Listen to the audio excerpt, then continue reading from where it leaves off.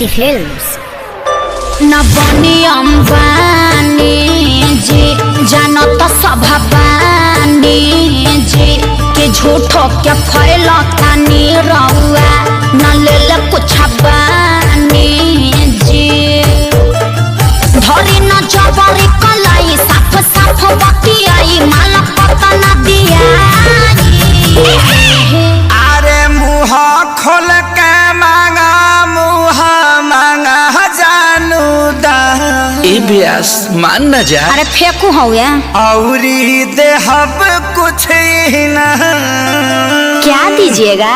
2 रुपया हो 2 रुपया आ गए लौकात पर 2 रुपया हो 2 रुपया हम जानत नहीं। बोरा में अकेले 2 रुपया हो बोरा में अकेले 2 रुपया उमर हिला के पौने 2 रुपया बोरा में अकेले 2 रुपया उमर हिला के पौने 2 रुपया। अरे अब विवेक जी फिर से आई तो गौरा में क्या देना छुआता पसीना भेजल समीज हो बाटेना कि भेजल समीज हो बाटेना कि भीतर रोबे सब चीज भेजल समीज हो बाटेना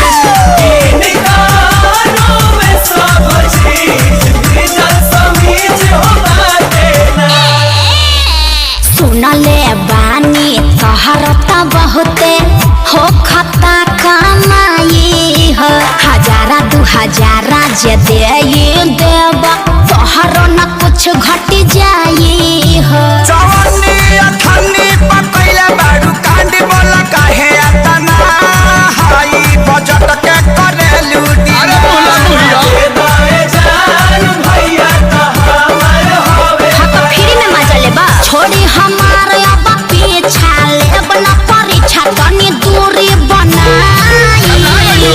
अरे तो तोहरे खातिर सब हई जुटावता निधन चल झूठा ऐसे तू रहो जान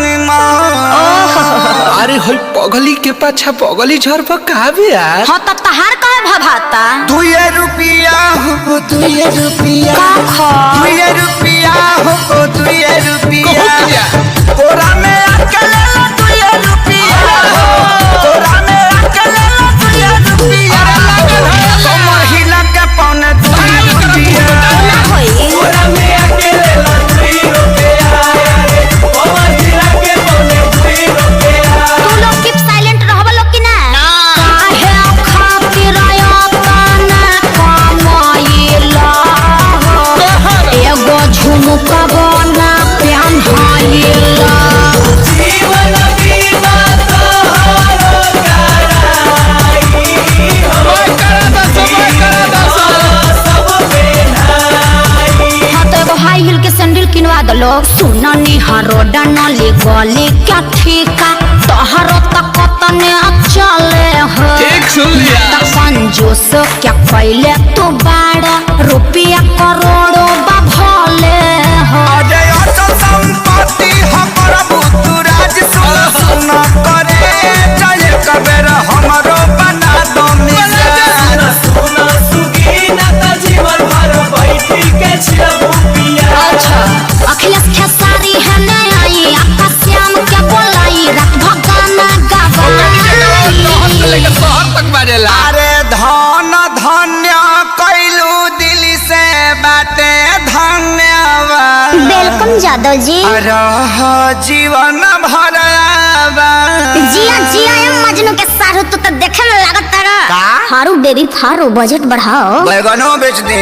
बेच दो 2 रुपया होते हम 2 रुपया 2 रुपया होते हम 2 रुपया ले ला चुमा चटाई